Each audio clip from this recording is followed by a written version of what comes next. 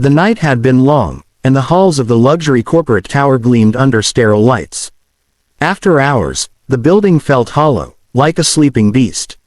Ethan Cole, a single dad working as a night janitor, moved quietly through the marble lobby, mop in hand and exhaustion written deep into his face. He wasn't just cleaning floors, he was cleaning up the wreckage of a life that had once held promise. His wife had died 3 years ago, leaving him with their 6-year-old daughter, Lily. Every paycheck went toward her school tuition, rent, and the little things that made her smile.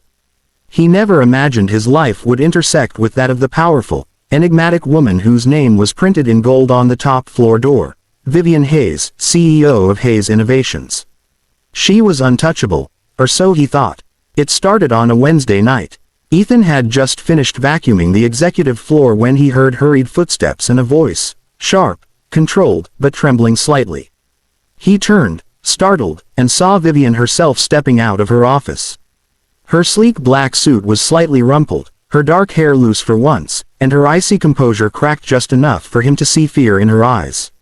"Please," she whispered, glancing down the hall. "I need your help." Ethan froze. He looked at her, then at the security camera blinking red in the corner. "Ma'am, are you okay?" "Someone's coming," she said quickly. "If he sees me alone, it'll ruin everything. Pretend you're—" She took a sharp breath. "Pretend you're with me, intimately, for 7 minutes, just until he leaves." Ethan blinked, sure he had misheard her.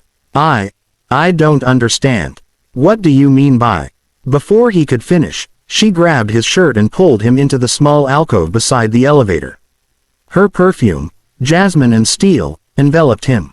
Her eyes met his, wide and desperate. "Pretend you're kissing me," she whispered. The words hit him like lightning. She wasn't joking. The CEO, the woman who commanded boardrooms and headlines, was asking the janitor to pretend to kiss her.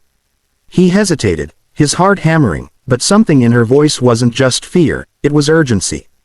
Danger. Then the elevator dinged. Without thinking, Ethan placed his hand against the wall behind her, leaning close enough for their faces to almost touch. To anyone looking, it would seem intimate, too intimate. And right on cue, a man stepped out of the elevator, tall, wearing a sharp gray suit, carrying a briefcase. His eyes darkened at the sight of them. "Vivian," the man said coldly. "I didn't realize you were occupied." Vivian tilted her chin up, the hint of a smirk forming on her lips, though her hand trembled against Ethan's chest. "As you can see, Daniel, I am." The man's jaw tightened. "This doesn't look like you." The board doesn't dictate my personal life," she interrupted. "Now, if you'll excuse us." Daniel glared at Ethan, a janitor in a faded blue uniform, and for a moment, Ethan thought he might recognize the lie. But the man turned sharply and stormed off toward the stairwell. When the sound of his footsteps faded, Ethan stepped back, breath unsteady. Vivian straightened her jacket, her professional mask snapping back into place. "I'm sorry," she said quietly. "That was uncalled for." "What was that about?" he asked. "You looked terrified." Her lips pressed into a thin line. "That man is my ex-fiancé, and a board member trying to take control of my company. He's been following me, looking for something to use against me.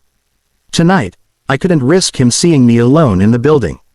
Ethan nodded slowly. "So you decided a fake kiss would protect you." A ghost of a smile touched her lips. "It worked, didn't it?" For a long moment, they just stood there. The air felt charged, and Ethan couldn't help but notice that for all her power, she looked deeply human, vulnerable, even. "Thank you," she said softly. "You probably just saved my career." He chuckled lightly, still bewildered. "That's one for the janitor's manual." She smiled then. "A real one. I owe you. .. The next night, Ethan thought the whole thing had been a one-time absurdity. But when he arrived on the top floor to mop again, Vivian was waiting by the window, a glass of water in her hand and a look that said she hadn't slept.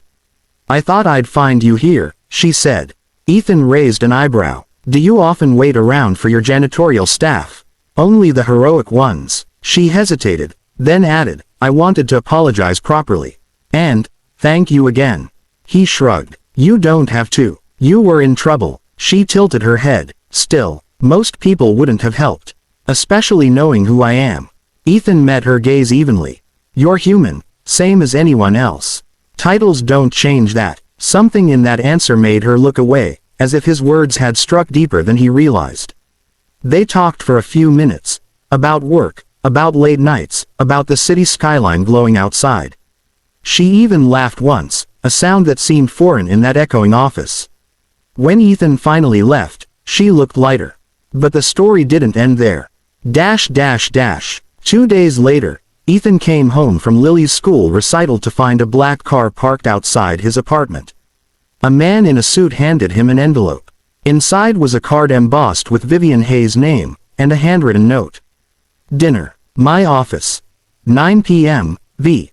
Ethan almost didn't go. It felt surreal, a janitor being invited by a billionaire CEO. But curiosity won. That night, her office looked transformed. The usual sterile atmosphere was replaced by soft lighting, candles on the table, and 2 plates of pasta. She greeted him not as Mr. Cole, but simply as Ethan. I thought I'd make good on that. I owe you, she said, pouring him a glass of wine. He smiled nervously. This feels different from mopping floors. She laughed. It's meant to. You've been scrubbing this place spotless for years, and I've never even asked your name. That's on me. They talked for hours. She asked about Lily, about his late wife, about how he kept going. He told her the truth, that his daughter was his reason for everything. And Vivian, who'd built an empire but lost her sense of home, looked at him like he was something rare, a man who still believed in love, in decency, in simple things. At one point, she said softly, you know, ever since that night, I can't stop thinking about how calm you were. How you didn't take advantage of the situation.